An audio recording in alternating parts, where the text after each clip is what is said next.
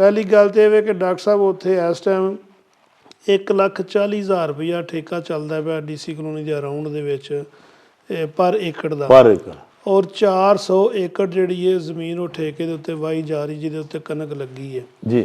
और वो round about 6 crore रुपया बनता है जिदा कि सदर साहब का इल्ज़ाम ये सी कि ये सैकटरी साहब लेंदे ने पे और सैकटरी साहब का इल्ज़ाम ये सी कि सदर लै रहा। सारिਆਂ ਤੋਂ ਪਹਿਲਾਂ ਜਿਹੜੀ ਜ਼ਮੀਨ है अपने अपने मनपसंद ठेकेदारां ਨੂੰ ठेके ਦੇ ਉੱਤੇ ਦਿੱਤੀ है ठीक है। और सैकटरी साहब ने तो उत्थे जाके वीडियो बना के 2-3 एकड़ों के उत्ते हल चला के उन्हें साबित किया है कि अगर मेरे ते इल्ज़ाम है तो मैं इन्हूं सारी मतलब वाहन वास्ते तैयार हाँ। करोड़ों रुपए इलैक्शन के उत्ते लाने का मकसद ये होंदा वे इन्हां दा कि असीं लुੱਟ-मार करिए। रिहायशी ये समझते हैं कि आके साडे वास्ते लड़नगे, साडी बेहतरी वास्ते अदालतां च जाणगे, महकमे च जाणगे, कोई असीं सोसाइटियां नूं किस तरह बेहतर करना है, सोसाइटी की बेहतरी किंज हो सकती है। कि वो काम करने की बजाय ये आपस में मंडी तो लड़न लग पैंदे ने कि मैनू किने लभणगे तो मैनू किने लभणगे। असल जी लड़ाई है डॉक्टर साहब इन्हां दी है वे। अगर दोवें कहते हैं कि वह चोर है तो एक कहता ही वह चोर है, फिर दोवां चो एक है सी तो वाजिया होंदा। वो बजाय इसे कि मामला क्लीयर होंदा वो इन्ना रल मिल के आपस में सुलह करके मामला बह के आपस में बह के मुका लिया। सानू तो यह जवाब चाहिए कि फिर वो कित्थे गए ने पैसे जिहड़ा तुसीं सवाल पे कर रहे हो कि 6 करोड़ कित्थे गया किसी एक दे उत्ते ते क्लीयर होवे। ਉਹਦੇ वास्ते रजिस्ट्रार ने ਉਹਦੀ कोर्ट च केस लग गया वे। उन्हें 13 तरीक ਨੂੰ ਜਿਹੜਾ ਵੇ ਸਾਰਿਆਂ ਨੂੰ ਉੱਥੇ ਬੁਲਾਇਆ कि उत्ते आके सानू दसो कि ज़मीन क्यों ठेके ते दित्ती गई है और अगर दित्ती गई है तो यदा जिहड़ा ठेका वे वो सोसाइटी अकाउंट जमा क्यों नहीं होया। देखो किड्डी वड्डी बदकिस्मती है कि हाले सिर्फ 4 महीने होए ने इंतजामिया नूं बनिया, 3 साल इन्हां गुजारने ने ते चौथे महीने सब तो पहला केस ही इन्हां दी करप्शन दा लगा कि वो दसो आके 6 करोड़ कित्थे गया। सैकटरी कोआपरेटिव ने यह आर्डर किया कि इन्हां दी इनकुआरी करो।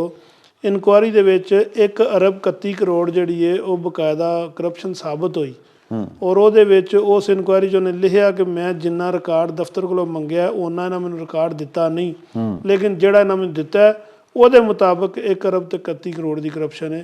साडा तो मुतालबा ही हाई कोर्ट च और महकमे दे कोलों यही रहा है कि ਜਿਹੜੇ ਬੰਦੇ ਪਹਿਲੇ ही 1 अरब 31 करोड़ ਦੇ करप्ट साबित शुदा ने उन्होंने खिलाफ इनकुआरी मौजूद है और वो दोबारा फिर इलैक्शन पर लड़ते हैं। मैं 1.5 साल एंटी करप्शन के दफ्तर जाता रहा, लेकिन हमेशा होंदा यही सी कि ये हैवी अमाउंट दे के वो लंबियां तरीखां और केस वो इन्ना लटक जाता वे। वो एंटी करप्शन ने भी अज तक इन्हों क्लीयर नहीं किया क्योंकि वो लाइबिलिटी फिक्स है। वो जरा 1 अरब 31 करोड़ है वो इन्हों की कवरां तक इन्हों नाल जाना है। इस वास्ते कि इन्हें खुद जो उन्हें डॉकूमेंट मंगया इन्हें दिता है उन्हें लिखिया कि इन्हें मैनू पूरे डॉकूमेंट नहीं दिते, जिहड़े दिते ने वो मुताबिक ये वे। इन्हें 15-15 किलोमीटर 16 किलोमीटर दूर जड़ियाँ कि ताक क्यामत DC कलोनी की 3 का हिस्सा बन नहीं सकदियाँ इन्हें उत्थे पैलियां लैके तो सोसाइटी दी फाइलां बना के वेच छड़ियां ने। वो जड़ियाँ किसी तरीके किसी सूरत दे विच भी वो तकरीबन कोई 3-3.5 हज़ार के नज़दीक फाइल है। उन्होंने सारी जिंदगी चाहे लोग बेचारे कोर्टां च जाणगे, असीं तो समझने कि वो बड़े एक खूह च जा डिगे ने लोग। उन्होंने ना कोई फाइल लभनी है ना कोई प्लाट लभना है। वो कल नूं जदों उन्हां कोई वेचण दा या कोई उन्हां नूं जरूरत का वक्त आवेगा ओदी ज़मीन कोई नहीं है। वो सारियां बोगस फाइलां ने जिथे तुसीं देखो 4,000 फाइल जिथे तुसीं 2 नंबर जारी करते हो उत्थे तो 1 नंबर भी खाई च जा पवेगी। वो लोग जिहड़े ने वो 1 नंबर फाइल नूं किस तरह चलन देणगे। वो कहणगे साडा फैसला करो। असां तो DC कलोनी की मोनोग्राम देख के असां तो DC कलोनी का नाम वेख के फाइल लई सी। सानू नहीं पता ये सोसाइटी का काम सी कि वो वेखे कि वो जगह DC कलोनी को है वे एक्सटेंशन 3 के अंदर है या 16 किलोमीटर दूर है। सानू तो 10 मरले की फाइल दी गई, सानू उस फाइल के बदले प्लाट दिओ, जद कि प्लाट उत्ते आई कोई नहीं। असल तो लोगों के नाल जुल्म ये होया है कि लोगों को 10 मरले दियां 5 मरले दियां कनाल दियां फाइलां तो वेच दित्तियां गईयां ने, लेकिन उन्हां फाइलां दे अगेंस्ट जगह कोई नहीं मौजूद मौके ते। ये तो तुहाडे पंजाब दा जदों भी कदी उठिया डॉक्टर साहब पंजाब दा सब तो वड्डा जिहड़ा स्कैंडल होवेगा वो DC कलोनी दी एक्सटेंशन 3 दा होवेगा। और मैं समझना कि जो उत्थे मामलात होए ने ये DC कलोनी एक्सटेंशन 3 कभी भी नहीं बनेगी। यदि चाहे जिड्डी मर्जी अच्छी जिस तरह की मर्जी अच्छी रजीम आ जाए ये वो मामलात बिगड़ इन्ने को गए ने कि उन्होंने शायद उन्होंने सवारिया जा सके।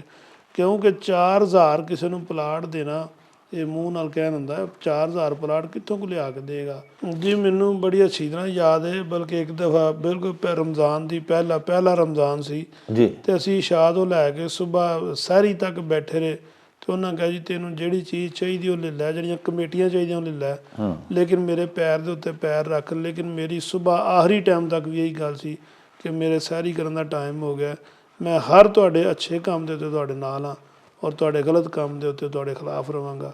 ਮੈਂ ਕਿਸੇ ਸੂਰਤ ਤੁਹਾਡਾ ਹਿੱਸਾ ਨਾ ਬਣਾਂਗਾ ਔਰ ਨਾ ਮੈਂ ਇਨਸ਼ਾ ਅੱਲਾਹ ਤਾਲਾ ਕਿਸੇ ਗਲਤ ਕੰਮ ਦਾ ਪਾਰਟ ਬਣਾਂਗਾ, ਗਲਤ ਕੰਮ ਦੇ ਮੁਖਾਲਫ ਤੁਹਾਡੇ ਖਲੋਵਾਂਗਾ ਇਨਸ਼ਾ ਅੱਲਾਹ। ਸਦਰ ਸਾਹਿਬ ਤੇ ਸਾਡੇ ਮਾਸ਼ਾ ਅੱਲਾਹ ਉਹ ਪੁਰਾਣੇ ਆਦੀ ਨੇ ਕਿ ਮੈਂ ਜਿਸ ਤਰ੍ਹਾਂ ਸੈਕਟਰੀ ਨੂੰ ਕਹਾਂ ਤੇ ਜਿੱਥੇ ਕਹਾਂ ਉੱਥੇ ਕਰੇ ਹੋ, ਲੇਕਿਨ ਇਹ ਚੂੰਕਿ ਲਾਇਰ ਏ, ਇਹ ਪੜ੍ਹਿਆ ਲਿਖਿਆ ਵੇ, ਇਹ ਐਸਾ ਕਰਨਾ ਨਹੀਂ ਚਾਹੁੰਦਾ ਜੋ ਫਿਲਹਾਲ ਸਾਨੂੰ ਨਜ਼ਰ ਆ ਰਿਹਾ। ਮੈਂ ਬੇਸ਼ੱਕ ਕਹਾਂਗਾ ਕਿ ਸਾਡੇ ਉਹ ਮੁਖਾਲਫ ਗਰੁੱਪ ਨੇ, ਲੇਕਿਨ ਜਿਹੜੇ ਹਕਾਇਕ ਨੇ ਉਹ ਹੀ ਨੇ ਕਿ ਉਹਨਾਂ ਦੀ ਮਰਜ਼ੀ ਦੇ ਮੁਤਾਬਕ ਉਹ ਕਰਨਾ ਨਹੀਂ ਚਾਹ ਰਿਹਾ ਹਾਲੇ ਤੱਕ।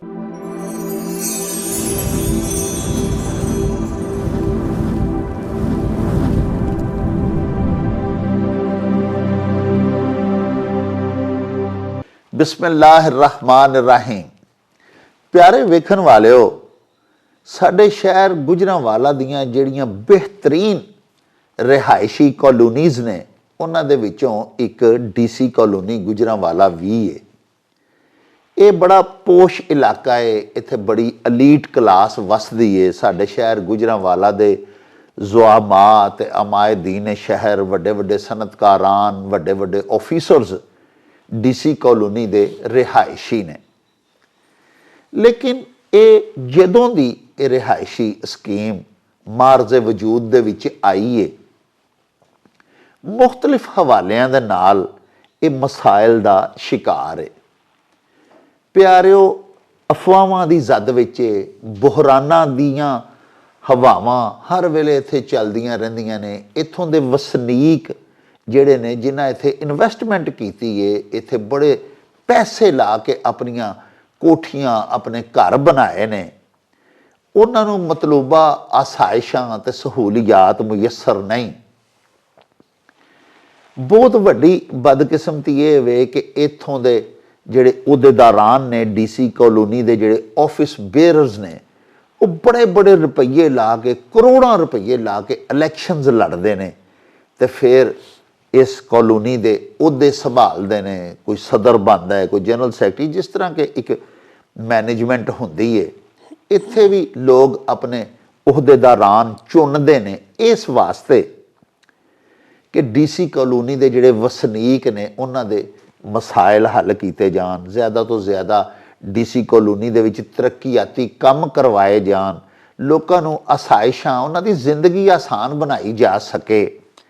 लेकिन अफसोस इस गल का है कि जदों भी इत्थों दे रहन वाले अपनी मैनेजमेंट, अपने उहदेदारान मुंतखब करते हैं तो वो DC कॉलोनी के मसाइल के खिलाफ लड़न की बजाय आपों विच लड़न लग पैंदे ने।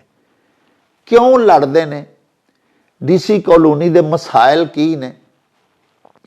इन्हां दे जिहड़े कि DC कॉलोनी के उहदेदारान ने, ऑफिस बेयरर्स ने, जिहड़ी रजीम इस वेले बरसरे इकतदार है, उन्हां दे की आपस में मसाइल ने, उन्हां दीयां लड़ाइयां दीयां वजह की ने?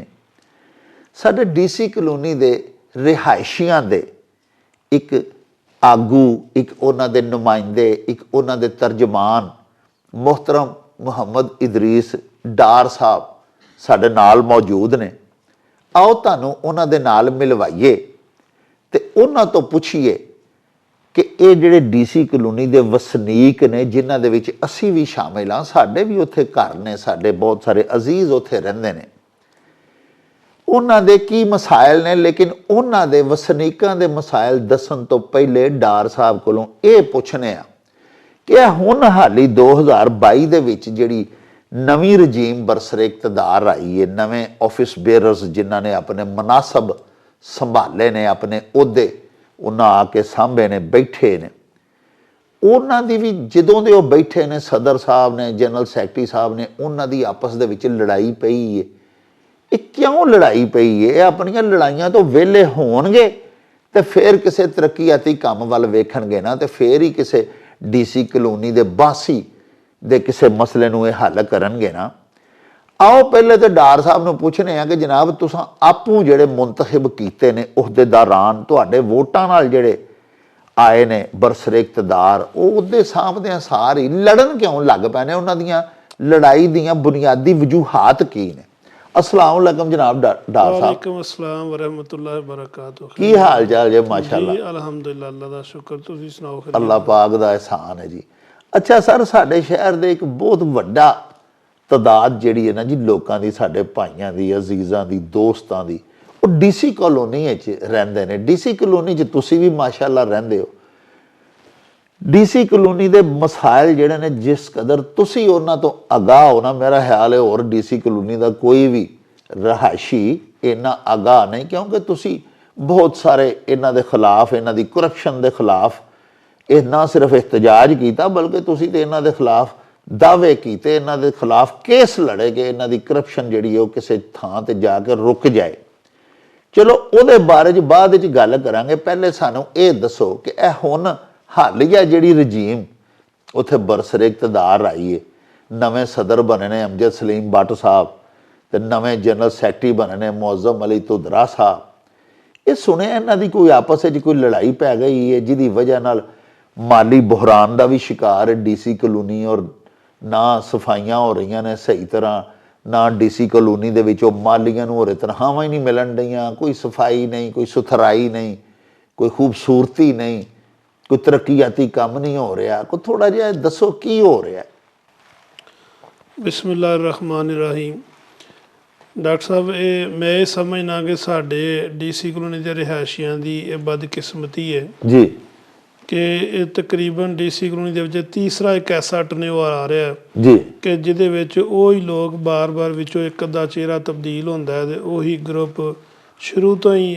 ਅੱਜ ਤੋਂ ਅਗਰ ਤੁਸੀਂ 2016 ਚ ਜਾਓ ਤੇ ਉਦੋਂ ਵੀ Amjad but Sahib founder group ਹੀ ਜਿੱਤਿਆ ਸੀ ਜੀ ਔਰ ਅੱਜ ਵੀ ਹੁਣ ਵੀ ਜਿਹੜਾ 2023 ਦੇ ਐਂਡ ਦੇ ਉੱਤੇ ਆਏ ਨੇ ਇਹ ਫਾਊਂਡਰ ਗਰੁੱਪ ਹੀ ਅਕਸਰੀਅਤ ਦੇ ਵਿੱਚ ਜਿਹੜਾ ਵੇ ਜਿੱਤਿਆ ਜੀ ਔਰ ਤੁਸੀਂ ਦੇਖੋ ਇਹ ਇੱਕ ਹੀ ਗਰੁੱਪ ਦੇ 2016 ਤੋਂ ਲੈ ਕੇ ਫਿਰ 19 ਤੱਕ ਵੀ ਸੈਕਟਰੀ ਫਾਊਂਡਰ ਗਰੁੱਪ ਦਾ 2016 'ਚ ਵੀ ਫਾਊਂਡਰ ਗਰੁੱਪ ਦਾ ਜੀ ਹੁਣ 2023 ਦੇ ਐਂਡ ਦੇ ਉੱਤੇ ਜਿਹੜੀ ਟੀਮ ਬਣੀ ਹੈ ਉਹਦੇ ਵਿੱਚ ਵੀ ਸਦਰ ਸਾਹਿਬ ਜਿਹੜੇ ਨੇ ਉਹ ਵੀ ਫਾਊਂਡਰ ਗਰੁੱਪ ਦੇ ਨੇ ਔਰ ਸੈਕਟਰੀ ਵੀ ਫਾਊਂਡਰ ਗਰੁੱਪ ਦੇ ਨੇ ਜੀ ਔਰ ਠੀਕ 1 ਮਹੀਨੇ ਬਾਅਦ ਇਹਨਾਂ ਦਾ ਝਗੜਾ ਸ਼ੁਰੂ ਹੋ ਗਿਆ ਕਿ ਜੀ ਜਿਹੜੀ ਜ਼ਮੀਨ 400 ਏਕੜ ਜ਼ਮੀਨ ਠੇਕਿਆਂ ਦੇ ਉੱਤੇ ਦਿੱਤੀ ਗਈ ਹੈ ਜਿਹਦਾ ਕਿ ਹੁਣ ਰਜਿਸਟਰਾਰ ਕੋਆਪਰੇਟਿਵ ਦੇ ਅੰਦਰ ਬਕਾਇਦਾ ਇੱਕ ਪ੍ਰੋਪਰ ਕੇਸ ਲੱਗ ਗਿਆ ਉਹਦਾ ਕਿ ਉਹਨੇ ਜਵਾਬ ਮੰਗ ਲਿਆ ਸਾਰਿਆਂ ਦੇ ਕੋਲ ਕਿ ਆ ਕੇ ਦੱਸੋ ਕਿ ਇਹ ਜ਼ਮੀਨ ਡੀਸੀ ਕਲੋਨੀ ਦੀ ਕਿਉਂ ਠੇਕਿਆਂ ਤੇ ਦਿੱਤੀ ਹੈ ਪਹਿਲੀ ਗੱਲ ਤੇ ਇਹ ਵੇ ਕਿ ਡਾਕਟਰ ਸਾਹਿਬ ਉੱਥੇ ਇਸ ਟਾਈਮ 1,40,000 ਰੁਪਇਆ ਠੇਕਾ ਚੱਲਦਾ ਪਿਆ ਡੀਸੀ ਕਲੋਨੀ ਦੇ ਅਰਾਊਂਡ ਦੇ ਵਿੱਚ ਪਰ ਏਕੜ ਦਾ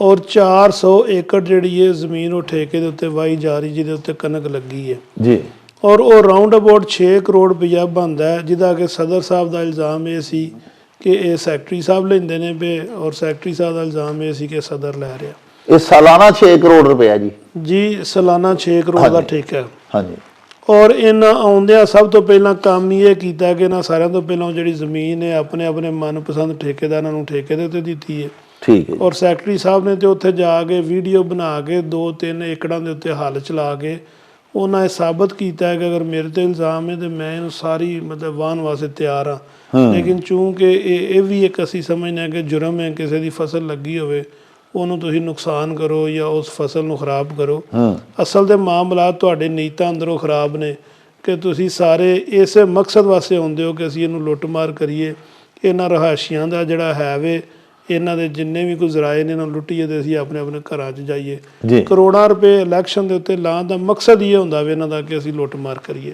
ਬਿਲਕੁਲ ਔਰ ਇਹਨਾਂ ਆਉਂਦਿਆਂ ਸਾਰਿਆਂ ਤੋਂ ਪਹਿਲਾਂ ਇਹ ਹੀ ਕੰਮ ਕੀਤਾ ਅਸਲ ਦੇ ਵਿੱਚ ਤੇ ਦੇਖੋ ਇਹ ਪੈਸਿਆਂ ਦੀ ਤਕਸੀਮ ਦਾ ਤੇ ਵੰਡੀ ਦਾ ਰੌਲਾ ਸੀ ਕਿ ਬਈ ਉਹਦੇ 'ਚ ਮੇਰਾ ਕਿੰਨਾ ਬਣਦਾ ਫਾਈਨਾਂਸ ਸੈਕਟਰੀ ਦੇ ਕਿੰਨੇ ਬਣਦੇ ਨੇ ਇਹ ਅਸਲ ਜੰਗ ਇਹ ਸੀ ਇਹਨਾਂ ਆਉਂਦਿਆਂ ਬਜਾਏ ਇਸ ਦੇ ਕਿ ਮੈਂ ਤੁਹਾਡੇ ਸਵਾਲ ਵੱਲ ਜਾਵਾਂ ਤੇ ਤੁਹਾਡੇ ਸਵਾਲ ਦੇ ਅੰਦਰ ਹੀ ਜਵਾਬ ਹੈ ਕਿ ਬਜਾਏ ਸੇ ਕਿ ਰਿਹਾਇਸ਼ੀ ਇਹ ਸਮਝਦੇ ਨੇ ਕਿ ਆ ਕੇ ਸਾਡੇ ਵਾਸਤੇ ਲੜਨਗੇ ਸਾਡੀ ਬਿਹਤਰੀ ਵਾਸਤੇ ਅਦਾਲਤਾਂ 'ਚ ਜਾਣਗੇ ਮਹਿਕਮੇ 'ਚ ਜਾਣਗੇ ਕੋਈ ਅਸੀਂ ਸੁਸਾਇਟੀਆਂ ਨੂੰ ਕਿਸ ਤਰ੍ਹਾਂ ਬਿਹਤਰ ਕਰਨਾ ਹੈ ਸੁਸਾਇਟੀ ਦੀ ਬਿਹਤਰੀ ਕਿੰਝ ਹੋ ਸਕਦੀ ਹੈ ਤੇ ਉਹ ਕੰਮ ਕਰਨ ਦੀ ਬਜਾਏ ਇਹ ਆਪਸ ਵਿੱਚ ਮੰਡੀ ਤੋਂ ਲੜਨ ਲੱਗ ਪੈਂਦੇ ਨੇ ਕਿ ਮੈਨੂੰ ਕਿੰਨੇ ਲੱਭਣਗੇ ਤੇ ਮੈਨੂੰ ਕਿੰਨੇ ਲੱਭਣਗੇ ਅਸਲ ਜਿਹੜੀ ਲੜਾਈ ਹੈ ਡਾਕਟਰ ਸਾਹਿਬ ਇਹਨਾਂ ਦੀ ਹੈ ਵੀ ਨਹੀਂ ਤੇ ਇਹ ਫਿਰ ਉਕਦਾ ਨਹੀਂ ਖੁੱਲਿਆ ਇਹ ਗੰਢ ਖੁੱਲੀ ਨਹੀਂ ਉਹ 400 ਕਿੱਲੇ ਜਿਹੜੀ ਜ਼ਮੀਨ ਹੈ ਜਿਹੜੀ ਕਿ ਪਰ ਏਕੜ ਪਰ ਕਿੱਲਾ ਫੀ ਕਿੱਲਾ 1,40,000 ਰੁਪਇਆ ਸਾਲ ਦਾ ਠੇਕਾ ਹੈ ਤੇ 6 ਕਰੋੜ ਸਾਲ ਦਾ ਉਹ ਕਿਸ ਬੰਦੇ ਫਿਰ ਦਿੱਤੀ ਹੈ ਠੇਕੇ ਤੇ? ਜ਼ਮੀਨ ਉਹ ਡੀਸੀ ਕਲੋਨੀ ਦੀ ਹੈ ਤੇ ਇਹ ਪਤਾ ਹੀ ਨਹੀਂ ਲੱਗਾ ਅੱਜ ਤੱਕ।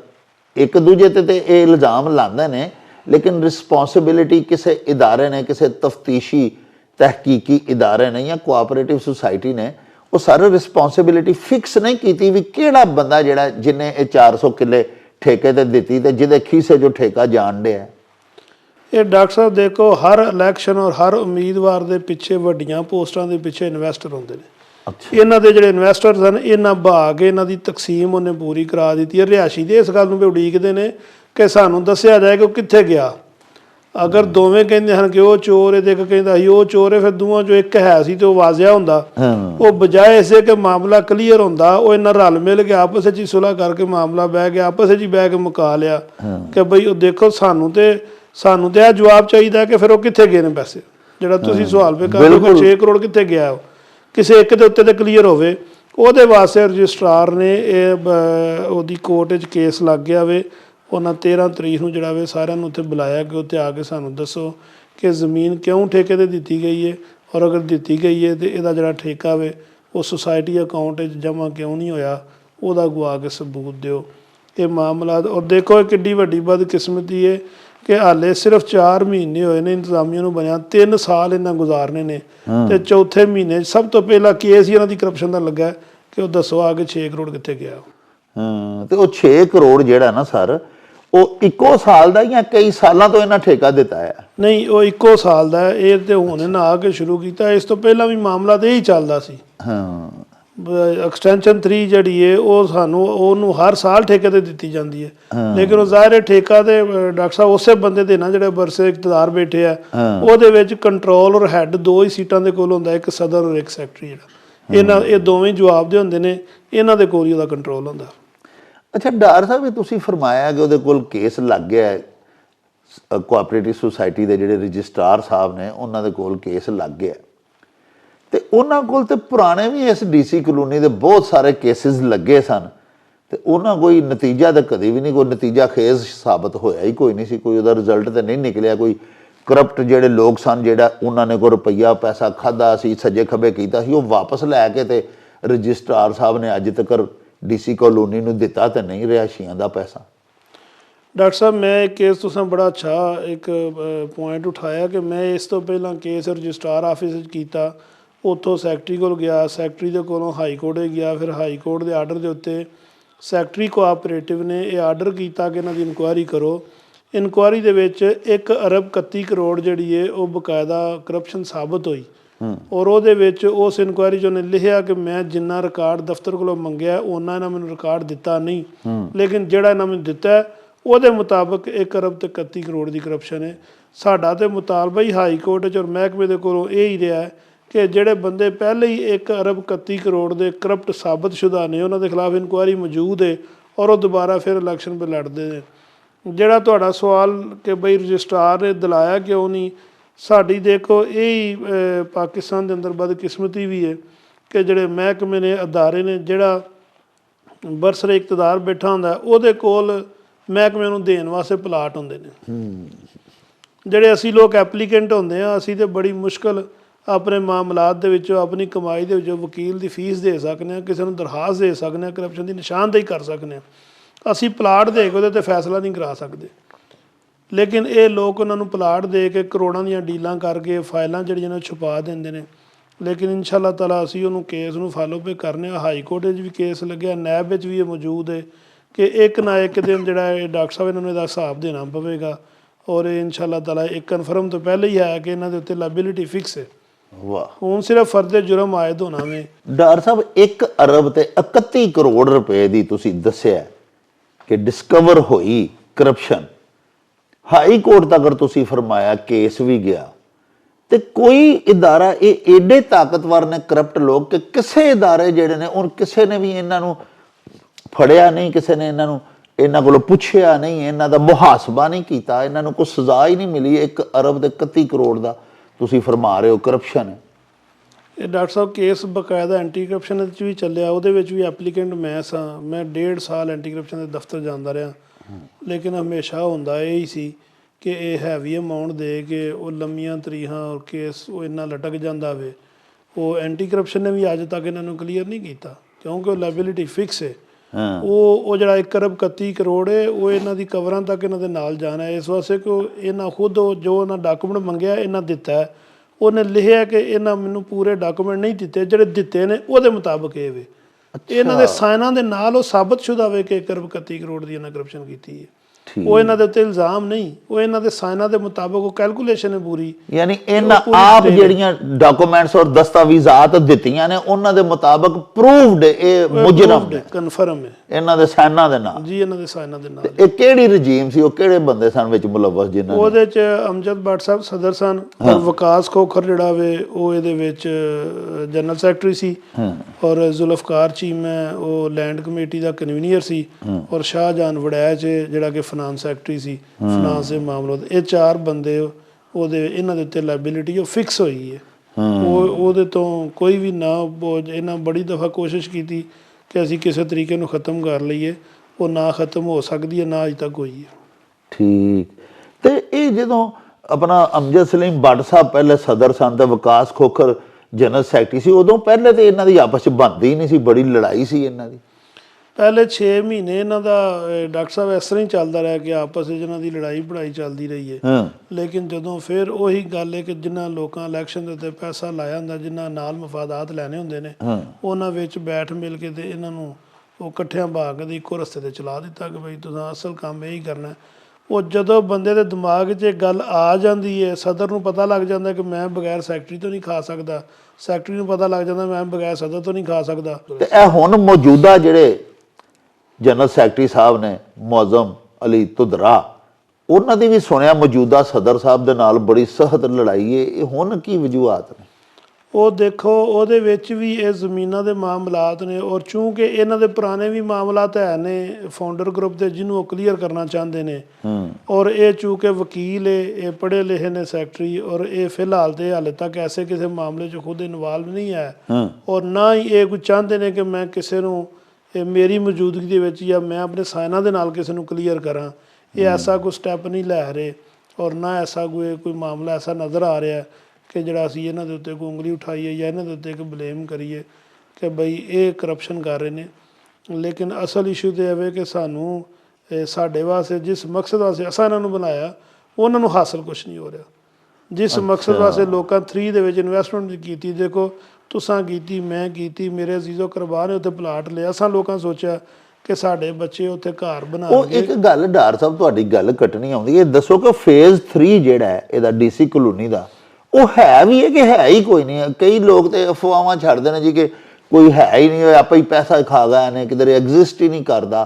ਕੋਈ ਲੋਕ ਆਉਂਦੇ ਨੇ ਜੀ ਉਹ ਕਿਤੇ ਉਹ ਤੋੜ ਅਲੀਪੁਰ ਚੱਠੇ ਪਿੰਡ ਨਾਲ ਕਿਤੇ ਜਾ ਬਣਾਈ ਹਾਲਾਂ ਡੀਸੀ ਕਲੋਨੀ ਤੇ ਗੁਜਰਾਂ ਲੈਵੇ ਨਾ, ਤੇ ਉਹ ਆਉਂਦੇ ਨੇ ਜੀ ਬਹੁਤ ਪਸਮਾਨਦਾ ਇਲਾਕੇ ਨੇ, ਪਿਛਾਂ ਜਾ ਲਈ ਏ, ਤੇ ਉਹ ਲੋਕੀ ਜਿਨ੍ਹਾਂ ਗਰੀਬਾਂ ਨੇ ਕਰੋੜਾਂ ਰੁਪਈਏ ਉੱਥੇ ਲਾਏ ਨੇ, ਪਲਾਟ ਖਰੀਦੇ ਨੇ, ਉਹਨਾਂ ਲੋਕਾਂ ਦੇ ਤੇ ਸੁਣਿਆ ਉਹ ਆਉਂਦੇ ਨੇ ਜੀ ਸਾਡੇ ਪੈਸੇ ਹੀ ਡੁੱਬ ਗਏ ਨੇ। ਤੁਸੀਂ ਇਹਦੇ ਬਾਰੇ 'ਚ ਕੀ ਕਹਿੰਦੇ ਹੋ? ਅਸਲ ਦੇ ਵਿੱਚ ਦੇਖੋ ਜੀ, ਜਿਹੜੀ ਡੀਸੀ ਕਲੋਨੀ ਦੀ ਐਕਸਟੈਂਸ਼ਨ 3 ਬਣੀ ਸੀ ਉਹ ਬਿਲਕੁਲ ਆਪਣੀ ਜਗ੍ਹਾ ਦੇ ਉੱਤੇ ਮੌਜੂਦ ਸੀ ਔਰ ਮੌਜੂਦ ਹੈ।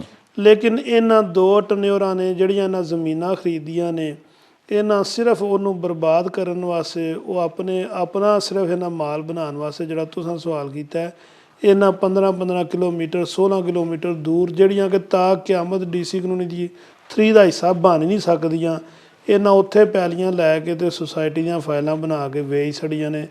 ਉਹ ਜਿਹੜੀਆਂ ਕਿਸੇ ਤਰੀਕੇ ਕਿਸੇ ਸੂਰਤ ਦੇ ਵਿੱਚ ਵੀ ਉਹ ਤਕਰੀਬਨ ਕੋਈ 3-3.5 ਹਜ਼ਾਰ ਦੇ ਨਜ਼ਦੀਕ ਫਾਈਲ ਹੈ।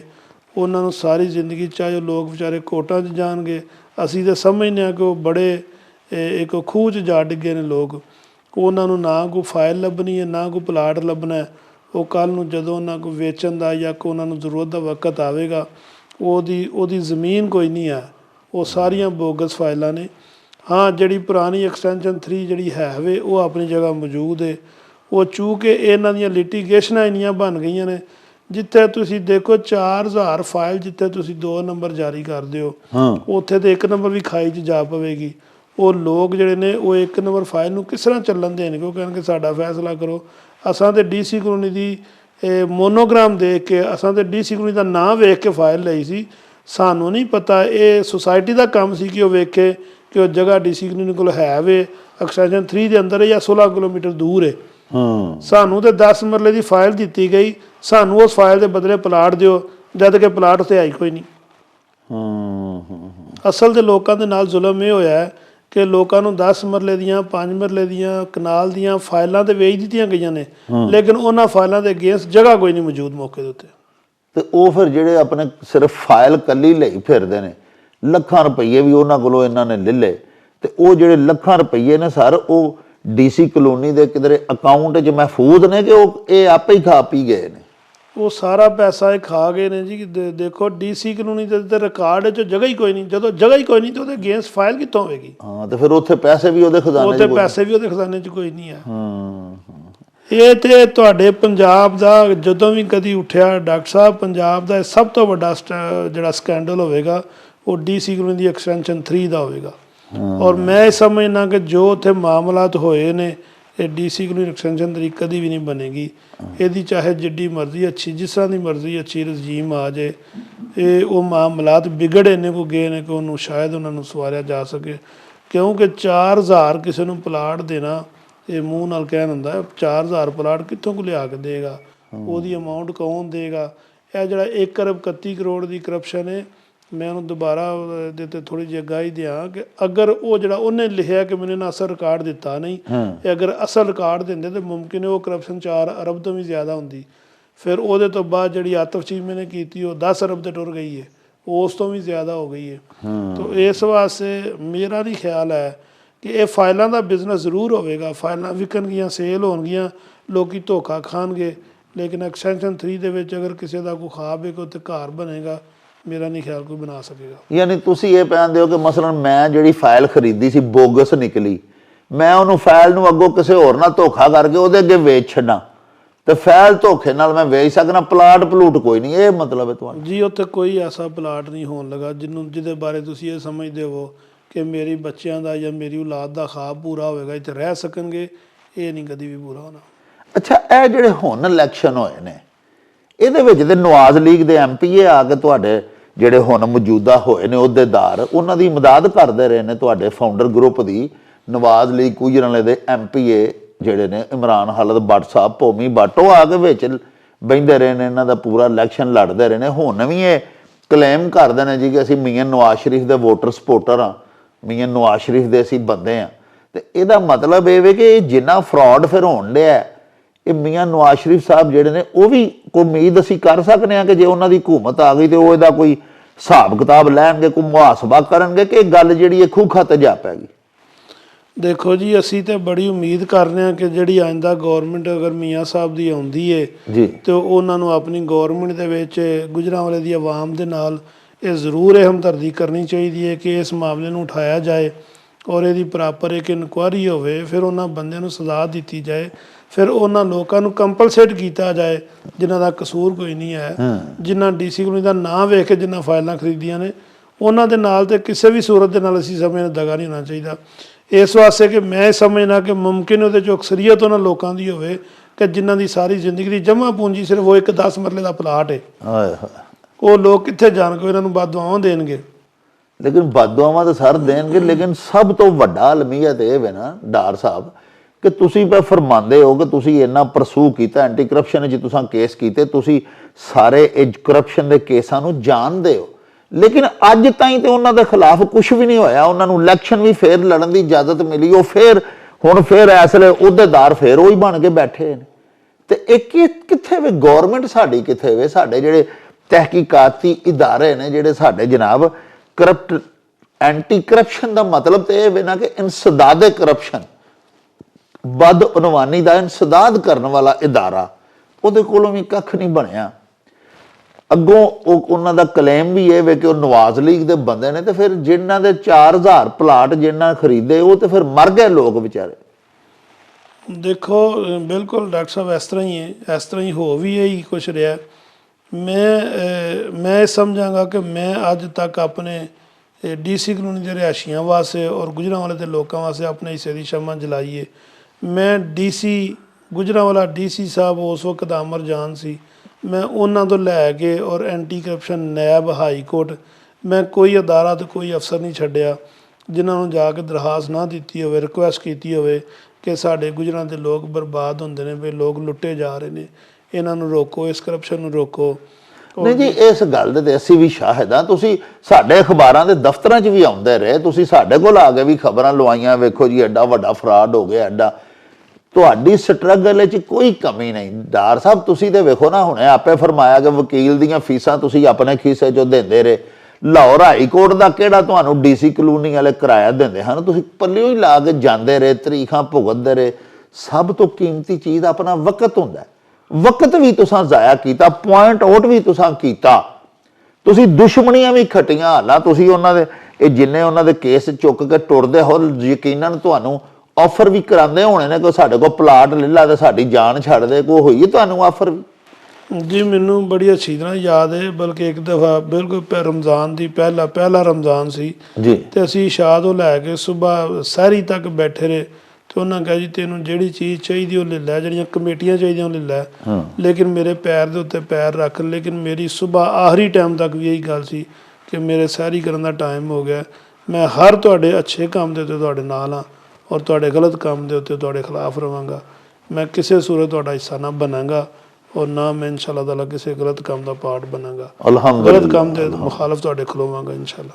ਅੱਛਾ, ਹੁਣ ਇਹ ਗੱਲ ਤੁਸੀਂ ਪੂਰੀ ਦੱਸੀ ਨਹੀਂ, ਅੱਗੋਂ ਗੱਲ ਦੂਜੇ ਪਾਸੇ ਟੁਰ ਪਈ ਕਿ ਮੌਜੂਦਾ ਜਿਹੜੇ ਨੇ ਮੁਅੱਜ਼ਮ ਅਲੀ ਧੁਦਰਾ, ਉਹਨਾਂ ਬਾਰੇ ਅਸਾਂ ਵੀ ਇਹੀ ਸੁਣਿਆ ਕਿ ਉਹ ਬਹੁਤ ਨੇਕ ਔਰ ਅੱਛਾ ਬੱਚਾ, ਪਾਕਬਾਜ਼ ਹੈ।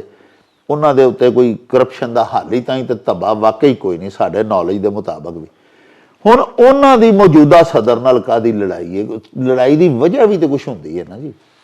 ਵਜ੍ਹਾ ਦੇਖੋ ਜੀ, ਸਦਰ ਸਾਹਿਬ ਤੇ ਸਾਡੇ ਮਾਸ਼ਾਅੱਲਾ ਉਹ ਪੁਰਾਣੇ ਆਦੀ ਨੇ ਕਿ ਮੈਂ ਜਿਸ ਤਰ੍ਹਾਂ ਸੈਕਟਰੀ ਨੂੰ ਕਹਾਂ ਤੇ ਜਿੱਥੇ ਕਹਾਂ ਉੱਥੇ ਕਰੇ ਹੋ। ਹਾਂ, ਲੇਕਿਨ ਇਹ ਚੂੰਕਿ ਲਾਇਰ ਏ, ਇਹ ਪੜ੍ਹਿਆ ਲਿਖਿਆ ਵੇ, ਇਹ ਐਸਾ ਕਰਨਾ ਨਹੀਂ ਚਾਹੁੰਦਾ ਜੋ ਫਿਲਹਾਲ ਸਾਨੂੰ ਨਜ਼ਰ ਆ ਰਿਹਾ। ਮੈਂ ਬੇਸ਼ੱਕ ਕਹਾਂਗਾ ਕਿ ਸਾਡੇ ਉਹ ਮੁਖਾਲਫ ਗਰੁੱਪ ਨੇ, ਲੇਕਿਨ ਜਿਹੜੇ ਹਕਾਇਕ ਨੇ ਉਹ ਹੀ ਨੇ ਕਿ ਉਹਨਾਂ ਦੀ ਮਰਜ਼ੀ ਦੇ ਮੁਤਾਬਕ ਉਹ ਕਰਨਾ ਨਹੀਂ ਚਾਹ ਰਿਹਾ ਹਾਲੇ ਤੱਕ। ਉਹ ਜਿਸ ਦਿਨ ਅਗਰ ਉਹਨਾਂ ਦੇ ਉਹ ਰਸਤੇ ਦੇ ਉੱਤੇ ਲੱਗ ਗਿਆ ਤੇ ਫਿਰ ਤੇ ਅਸੀਂ ਸੈਕਟਰੀ ਸਾਹਿਬ ਦੀ ਵੀ ਮੁਖਾਲਫਤ ਕਰਾਂਗੇ। ਲੇਕਿਨ ਅਸੀਂ ਇਹੀ ਕਹਿੰਦੇ ਹਾਂ ਕਿ ਫਿਲਹਾਲ ਸਾਨੂੰ ਕੋਈ ਐਸੀ ਚੀਜ਼ ਨਹੀਂ ਨਜ਼ਰ ਆ ਰਹੀ ਕਿ ਜਿਹੜਾ ਅਸੀਂ ਸੈਕਟਰੀ ਸਾਹਿਬ ਨੂੰ ਕਹੀਏ, ਕਿਉਂਕਿ ਇਹਦੇ ਵਿੱਚ ਤੁਹਾਨੂੰ ਮੈਂ ਥੋੜ੍ਹੀ ਜਿਹੀ ਇੱਕ ਹੋਰ ਨਿਸ਼ਾਨਦੇਹੀ ਕਰਾਂ ਕਿ ਇਸ ਟਾਈਮ ਕਲੋਨੀ ਦੇ ਅੰਦਰ ਸਭ ਤੋਂ ਜ਼ਿਆਦਾ ਜਿਹੜਾ ਜ਼ੋਰ ਸੈਕਟਰੀ ਸਾਹਿਬ ਲਾ ਰਹੇ ਨੇ ਉਹ ਆਪਣੀ ਸੀਟ ਨੂੰ ਬਚਾਉਣ ਵਾਸਤੇ ਲਾ ਰਹੇ ਨੇ। ਕਿਉਂ ਕਿ ਆਤਫ ਚੀਮੇ ਨੇ ਰਿਟ ਕੀਤੀ ਹੈ ਕਿ ਉਹਦੇ ਰੀਕਾਊਂਟਿੰਗ ਵਾਸਤੇ ਕਿ ਇਹਦਾ ਜਿਹੜਾ ਇਲੈਕਸ਼ਨ ਹੈ ਇਹਦਾ ਰਿਜ਼ਲਟ ਠੀਕ ਨਹੀਂ ਬਣਿਆ, ਇਹਨੂੰ ਰੀਕਾਊਂਟ ਕੀਤਾ ਜਾਏ, ਜਿਹਦੇ ਉੱਤੇ ਰਜਿਸਟਰਾਰ ਨੇ ਪਹਿਲੇ ਫੈਸਲਾ ਕੀਤਾ, ਫਿਰ ਸੈਕਟਰੀ ਸਾਹਿਬ ਨੇ ਸਟੇ ਦਿੱਤਾ। ਹੁਣ ਸੈਕਟਰੀ ਸਾਹਿਬ ਨੇ ਸਟੇ ਖਾਰਜ ਕਰਕੇ ਰਜਿਸਟਰਾਰ ਦਾ ਫੈਸਲਾ ਬਹਾਲ ਕਰ ਦਿੱਤਾ। ਉਹਨੇ ਦੁਬਾਰਾ ਦਰਖਾਸਤ ਦਿੱਤੀ ਹੈ ਆਤਫ ਚੀਮੇ ਨੇ ਕਿ ਮੈਨੂੰ ਦੁਬਾਰਾ ਰੀਕਾਊਂਟਿੰਗ ਦੀ ਡੇਟ ਦਿੱਤੀ ਜਾਏ, ਜਦ ਕਿ ਸੈਕਟਰੀ ਸਾਹਿਬ ਜਿਹੜੇ ਨੇ ਉਹ ਹੁਣ ਅੱਗੋਂ ਹਾਈ ਕੋਰਟ ਦੀ ਤਿਆਰੀ ਕਰ ਰਹੇ ਨੇ ਕਿ ਮੈਂ ਹਾਈ ਕੋਰਟ ਜਾ ਕੇ ਇਹਦਾ ਸਟੇ ਲਵਾਂ। ਅਤੇ ਦੇਖੋ ਬਦਕਿਸਮਤੀ ਤਾਂ ਇਹ ਵੇ ਕਿ ਉਹ ਜਿਹੜੇ ਸੈਕਟਰੀ ਸਾਹਿਬ ਬੈਠੇ ਨੇ ਉਹ ਬੇਸ਼ੱਕ ਉਹ ਗਲਤ ਨਹੀਂ, ਲੇਕਿਨ ਉਹਨਾਂ ਦਾ ਇਸ਼ੂ ਜ਼ਾਤੀ ਹੈ। ਚੂੰਕਿ ਇਲੈਕਸ਼ਨ ਉਹਨਾਂ ਆਪਣੀ ਜ਼ਾਤ ਵਾਸਤੇ ਲੜਿਆ, ਉਹ ਜ਼ਾਤੀ ਇਲੈਕਸ਼ਨ ਦੇ ਉੱਤੇ ਪੈਸਾ ਸੁਸਾਇਟੀ ਦਾ ਜ਼ਾਇਆ ਹੋ ਰਿਹਾ, ਵਕਾਲਾ ਨੂੰ ਪੈਸੇ ਸੁਸਾਇਟੀ ਦੇ ਜਾ ਰਹੇ ਨੇ, ਫਿਰ ਉਹਨਾਂ ਦਾ ਜਿਹੜੇ ਅਖਰਾਜਾਤ ਆ ਰਹੇ ਨੇ ਉਹ ਵੀ ਸੁਸਾਇਟੀ ਪੇ ਕਰ ਰਹੀ ਹੈ। ਔਰ ਸਾਰਿਆਂ ਤੋਂ ਵੱਡੀ ਗੱਲ ਜਿਹੜਾ ਤੁਸੀਂ ਅੱਗੇ ਵੀ ਜ਼ਿਕਰ ਕੀਤਾ, ਜਿਹੜਾ ਟਾਈਮ ਹੈ ਉਹ ਸਾਰਾ ਟਾਈਮ ਆਪਣੀ ਸੀਟ ਨੂੰ ਡਿਫੈਂਡ ਕਰਨ 'ਤੇ ਲਾ ਰਹੇ ਨੇ, ਨਾ ਕਿ ਸੁਸਾਇਟੀ ਵਾਸਤੇ ਰਿਹਾਇਸ਼ੀਆਂ ਵਾਸਤੇ ਕੁਝ ਕਰ ਸਕਣ। ਔਰ ਆਤਫ ਚੀਮੇ ਦੀ ਉਹਦੀ ਸਿਰਫ ਕੇਸ ਕਰਨ ਦਾ ਮਕਸਦ ਹੀ ਆਵੇ ਕਿ ਉਹਨਾਂ ਦੇ ਮਾਮਲਾਤ ਔਰ ਕਰਪਸ਼ਨ ਦੇ ਵਿਗਾੜ ਇੰਨੇ ਗੁਨੇ ਕਿ ਆਪਣੇ ਉਹ ਪੁਰਾਣੇ ਸੁਲਝਾਉਣ ਵਾਸਤੇ ਉਹ ਹਰ ਕੀਮਤ ਦੇ ਉੱਤੇ ਇਸ ਅਹੁਦੇ ਦੇ ਉੱਤੇ ਸੀਟ ਦੇ ਉੱਤੇ ਬੁਰਾ ਜਮਾਨ ਹੋਣਾ ਚਾਹੁੰਦਾ ਕਿ ਮੈਂ ਇੱਥੇ ਆ ਜਾਵਾਂ ਤੇ ਜੋ ਮੈਂ ਪਿੱਛੇ ਗੰਦ ਗੁੰਦ ਘੋਲਿਆ ਉਹਨੂੰ ਮੈਂ ਸਾਫ਼ ਕਵਰ ਕਰਾਂ, ਉਹਨੂੰ ਕਵਰ ਕਰਾਂ। ਤੇ ਨਾਲੇ ਦੂਜੀ ਗੱਲ ਇਹ ਵੀ ਤੇ ਹੋ ਸਕਦੀ ਹੈ ਨਾ ਜੀ ਕਿ ਅੱਗੇ ਵੀ ਇੱਕ ਟਨਿਓਰ ਜਿਹੜਾ ਮੌਜੂਦਾ ਸਦਰ ਸਾਹਿਬ ਨੇ ਤੇ ਚੀਮਾ ਸਾਹਿਬ ਨੇ ਇਕੱਠਿਆਂ ਹੰਡਾਇਆ ਹੋਇਆ, ਤੇ ਹੁਣ ਜੇ ਫਿਰ ਇਹ ਦੋਵੇਂ ਆ ਜਾਣ ਤੇ ਇਹਨਾਂ ਦੇ ਹੱਥ ਰਲ ਜਾਣਗੇ, ਫਿਰ ਉਹ ਸਾਰੇ ਕੰਮ ਜਿਹੜੇ ਧੁਦਰਾ ਦੀ ਵਜ੍ਹਾ ਤੋਂ ਰੁਕੇ ਨੇ ਉਹ ਸਾਰੇ ਫਿਰ ਸ਼ੁਰੂ ਹੋ ਜਾਣਗੇ ਜੀ। ਜਿਹੜੇ ਕੰਮ ਧੁਦਰਾ ਸਾਹਿਬ ਨਹੀਂ ਕਰ ਰਹੇ ਉਹ ਆਤਫ ਚੀਮਾ ਸਾਹਿਬ ਤੇ ਪਹਿਲੇ ਹੀ ਕਰਨ ਦੇ ਮਾਸਟਰ ਨੇ ਤੇ ਕਰਨ ਵਾਸਤੇ ਤਿਆਰ ਵੀ ਨੇ। ਅੱਛਾ ਡਾਕਟਰ ਸਾਹਿਬ ਇਹ ਦੱਸੋ ਕਿ ਚਲੋ ਇਹ ਤੇ ਮੁਆਮਲਾਤ ਹੋ ਗਏ ਬਰਸਰੇ ਇਕਤਦਾਰ ਰਜੀਮ ਜਿਹੜੀ ਹੈ ਉਹਨਾਂ ਦੇ ਆਪਸ ਦੇ ਵਿੱਚ, ਹੁਣ ਰਿਹਾਇਸ਼ੀਆਂ ਦਾ ਕੀ ਬਣੇਗਾ? ਰਿਹਾਇਸ਼ੀ ਜਿਹੜੇ ਨੇ ਉਹ ਵੀ ਬੜੇ ਪਰੇਸ਼ਾਨ ਨੇ, ਉਹਨਾਂ ਦੇ ਕੀ ਮਸਾਇਲ ਨੇ? ਕੁਛ ਪਤਾ ਮੈਨੂੰ, ਕਿਉਂਕਿ ਅਸੀਂ ਵੀ ਉੱਥੋਂ ਦੇ ਹੀ ਰਿਹਾਇਸ਼ੀ ਹਾਂ, ਲੇਕਿਨ ਮੈਂ ਤੁਹਾਡੇ ਮੂੰਹੋਂ ਸੁਣਨਾ ਚਾਹੁੰਦਾ ਕਿ ਤੁਸੀਂ ਬਰਾਹ ਕਰਮ ਸਾਡੇ ਵਿਊਅਰਸ ਨੂੰ ਦੱਸੋ ਕਿ ਲੋਕਾਂ ਦੇ ਜਿੰਨੇ ਡੀਸੀ ਕਲੋਨੀ ਦੇ ਰਿਹਾਇਸ਼ੀ ਨੇ ਉਹਨਾਂ ਦੇ ਮਸਾਇਲ ਕੀ ਨੇ?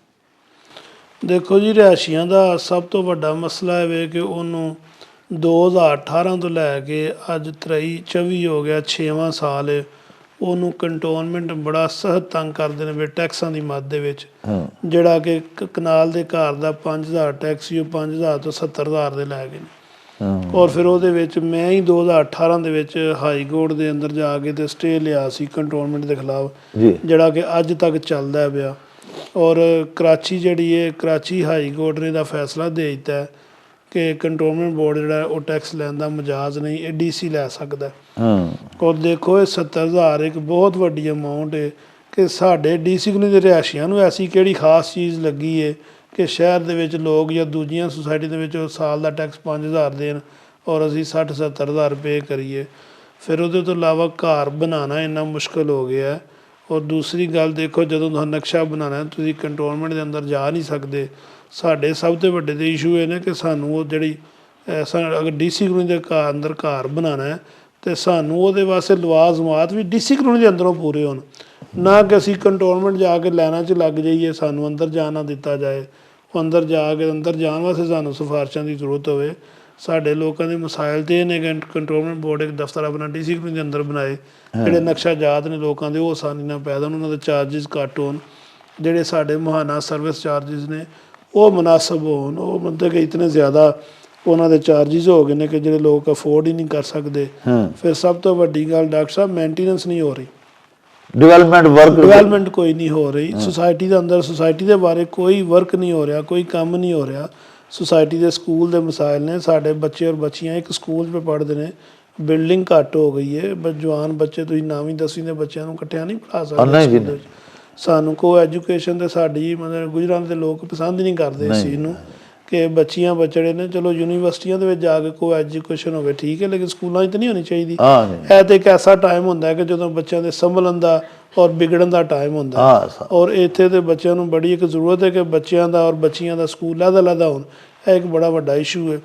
ਫਿਰ ਸਾਡੀ ਤੁਸੀਂ ਰੋਡ ਦਾ ਇਸ਼ੂ ਹੈ। 6000 ਇੱਥੇ ਪਲਾਟ ਹੈ, 6000 ਪਲਾਟ ਤੋਂ ਮੁਰਾਦ ਹੈ ਕਿ ਕੱਲ੍ਹ ਨੂੰ 5000 ਘਰ ਵੀ ਬਣਨੇ ਦੇ ਉੱਤੇ। ਉਹਨਾਂ ਨੂੰ ਹਸਪਤਾਲ ਦੀ ਜ਼ਰੂਰਤ ਹੈ, ਇੱਥੇ ਦੇ ਮੈਡੀਕਲ ਦੇ ਮਾਮਲਾਤ ਨੇ ਉਹ ਚਾਹੀਦੇ ਨੇ, ਉਹਨਾਂ ਨੂੰ ਸਕੂਲ ਦਾ, ਸ਼ਾਪਿੰਗ ਦਾ। ਇਹ ਜਿੰਨੇ ਰਿਹਾਇਸ਼ੀਆਂ ਨੂੰ ਜਿਹੜੀਆਂ ਆਮ ਜ਼ਰੂਰੀਆਤ ਨੇ ਉਹ ਨਹੀਂ ਪੂਰੀਆਂ ਹੋ ਰਹੀਆਂ। ਉਹ ਗੁਜ਼ਾਰਿਸ਼ ਸੁਣੋ ਨਾ ਡਾਰ ਸਾਹਿਬ, ਇਹ ਜਿੰਨੇ ਤੁਸੀਂ ਮਸਾਇਲ ਦੱਸੇ ਨੇ, ਜਿੰਨੀਆਂ ਤੁਸੀਂ ਜ਼ਰੂਰੀਆਤ ਰਿਹਾਇਸ਼ੀਆਂ ਦੀਆਂ ਦੱਸੀਆਂ ਨੇ, ਇਹ 100% ਸਹੀ ਨੇ, ਦਰੁਸਤ ਨੇ। ਇਹ ਸਾਰਾ ਕੁਝ ਹੋਣਾ ਚਾਹੀਦਾ। ਹਸਪਤਾਲ ਉੱਥੇ ਬਣਨਾ ਚਾਹੀਦਾ। ਅਸੀਂ ਤੇ ਖਾਲਦ ਸੁਲਤਾਨ ਜਿਹੜੇ ਸਾਬਕ ਸਦਰ ਸਨ ਉਹਨਾਂ ਦੇ ਮੂੰਹੋਂ ਸੁਣਦੇ ਹੁੰਦੇ ਹਾਂ ਵੀ ਇੱਥੇ ਮੈਡੀਕਲ ਕਾਲਜ ਬਣੇਗਾ, ਇੱਥੇ ਜਨਾਬ ਤਲੀਮ ਹਾਸਲ ਕਰਨਗੇ ਬੱਚੇ, ਡਾਕਟਰ ਬਣਨ ਕਰਨਗੇ, ਫਿਰ ਇੱਥੇ ਦੀਗਰ ਤਮਾਮ ਸਕੂਲ ਹੋਣਗੇ, ਹੋਰ ਬੜੇ ਬੜੇ ਸੁਹਾਣੇ ਸੁਪਨੇ ਵਿਖਾ ਕੇ ਪਲਾਟ ਵੇਚੇ ਜਾਂਦੇ ਨੇ ਨਾ ਜੀ। ਲੇਕਿਨ ਤੁਸੀਂ ਇਹ ਜਿੰਨੇ ਤਰੱਕੀਆਤੀ ਕੰਮ ਦੱਸਦੇ ਹੋ, ਸੜਕਾਂ ਨੇ, ਸਕੂਲਾਂ ਦੇ ਕੰਮ ਦੱਸ ਰਹੇ ਹੋ ਤੁਸੀਂ, ਇਹ ਤਾਂ ਪੈਸੇ ਨਾਲ ਹੁੰਦੇ ਨੇ। ਤੇ ਡੀਸੀ ਕਲੋਨੀ ਤੇ ਸੁਣਿਆ ਇਸ ਵੇਲੇ ਸ਼ਦੀਦ ਮਾਲੀ ਬੁਹਰਾਨ ਦਾ ਸ਼ਿਕਾਰ ਹੈ। ਉਹਨਾਂ ਕੋਲ ਤਾਂ ਤਨਖਾਹਾਂ ਸਟਾਫ ਨੂੰ ਦੇਣ ਜੋਗੇ ਪੈਸੇ ਕੋਈ ਨਹੀਂ, ਮਾਲੀ ਕੋਈ ਨਹੀਂ। ਸਾਡਿਆਂ ਘਰਾਂ ਦੇ ਬਾਹਰ ਜਨਾਬ ਗੰਦ ਪਿਆ ਰਹਿੰਦਾ, ਸਵੀਪਰ ਕੋਈ ਨਹੀਂ ਜਾਂ ਕਰਵਾਉਂਦੇ ਕੋਈ ਨਹੀਂ ਜਾਣ ਬੁੱਝ ਕੇ।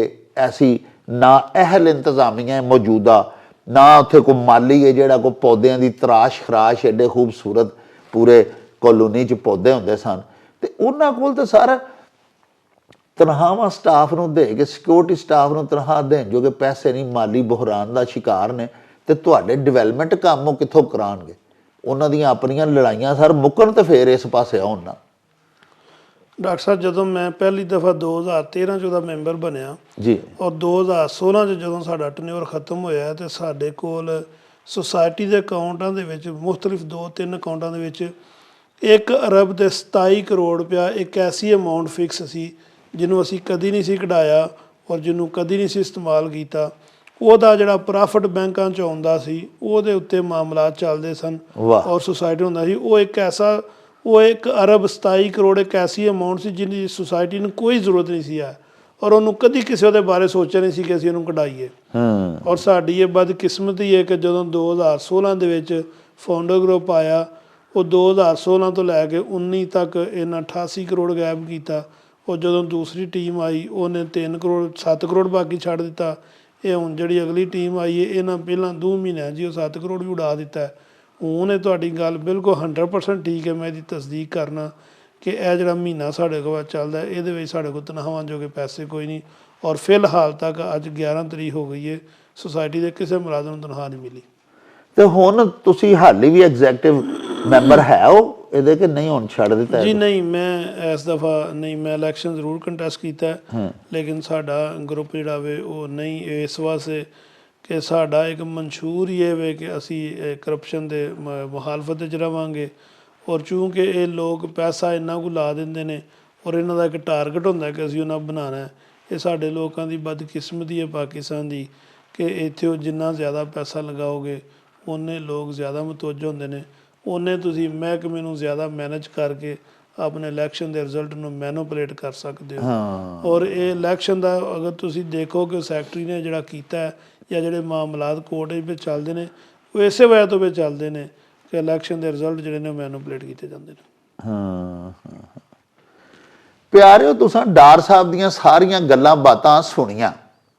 ਹੁਣ ਆਖਰ ਦੇ ਵਿੱਚ ਅਸੀਂ ਆਪਣੇ ਮੌਜੂਦਾ ਹੁਕਮਰਾਨਾਂ ਨੂੰ, ਆਪਣੇ तमाम ਤਹਿਕੀਕਾਤੀ ਇਦਾਰਿਆਂ ਨੂੰ, ਉਹ ਇਦਾਰੇ ਜਿਨ੍ਹਾਂ ਦਾ ਕੰਮ ਹੀ ਇੰਸਦਾਦੇ ਬਦਉਨਵਾਨੀ ਹੈ, ਜਿਹੜੇ ਕਰਪਸ਼ਨ ਦੇ ਇੰਸਦਾਦ ਦੇ ਵਾਸਤੇ ਸਾਡੇ ਪਿਆਰੇ ਪਾਕਿਸਤਾਨ ਦੇ ਵਿੱਚ ਕਾਇਮ ਕੀਤੇ ਗਏ ਹੋਏ ਨੇ, ਅਸੀਂ ਆਪਣੇ ਉਹਨਾਂ ਇਦਾਰਿਆਂ ਅੱਗੇ, ਆਪਣੇ ਮੌਜੂਦਾ ਹੁਕਮਰਾਨਾਂ ਅੱਗੇ ਤੇ ਆਪਣੇ ਆਉਣ ਵਾਲਿਆਂ ਹੁਕਮਰਾਨਾਂ ਦੇ ਅੱਗੇ ਬੇਨਤੀ ਕਰਨੇ ਆ ਭਈ ਖੁਦਾ ਦੇ ਵਾਸਤੇ ਉਹ ਹਜ਼ਾਰਾਂ ਲੋਕ ਜਿਨ੍ਹਾਂ ਦੇ ਨਾਲ ਬੋਗਸ ਫਾਈਲਾਂ ਵੇਚ ਕੇ ਲੱਖਾਂ ਰੁਪਏ ਜਿਨ੍ਹਾਂ ਕੋਲੋਂ ਲੈ ਲਏ ਗਏ ਔਰ ਜਿਨ੍ਹਾਂ ਦੇ ਨਾਲ ਡੀਸੀ ਕਲੋਨੀ ਦੀ ਮੌਜੂਦਾ ਜਾਂ ਸਾਬਕ ਮੈਨੇਜਮੈਂਟ ਨੇ ਅਰਬਾਂ ਰੁਪਏ ਦਾ ਫਰਾਡ ਕਰ ਲਿਆ ਹੈ, ਖੁਦਾ ਵਾਸਤੇ ਇਹਨਾਂ ਦਾ ਮੁਹਾਸਬਾ ਕੀਤਾ ਜਾਏ।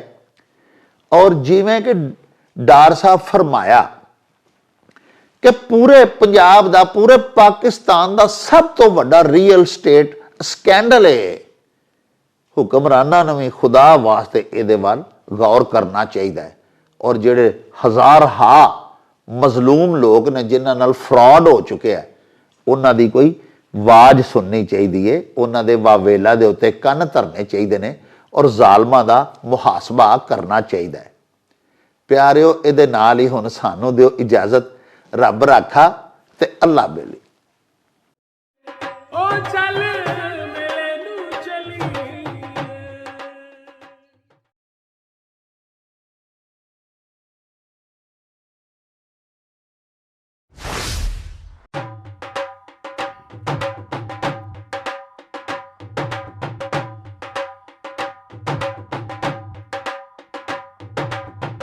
ਰੌਣਕ ਹੋ ਜਾਉ ਛੱਟ ਵੇ ਚੱਲ ਮੇਲੇ ਨੂੰ ਚਲੀਏ, ਓ ਰੌਣਕ ਹੋ ਜਾਉ ਛੱਟ ਵੇ ਚੱਲ ਮੇਲੇ ਨੂੰ ਚਲੀਏ, ਮੱਲਾ ਕੱਢ ਕੁੜਦੇ ਦੇ ਵੱਟ ਵੇ ਚੱਲ ਮੇਲੇ ਨੂੰ ਚਲੀਏ, ਹਾਏ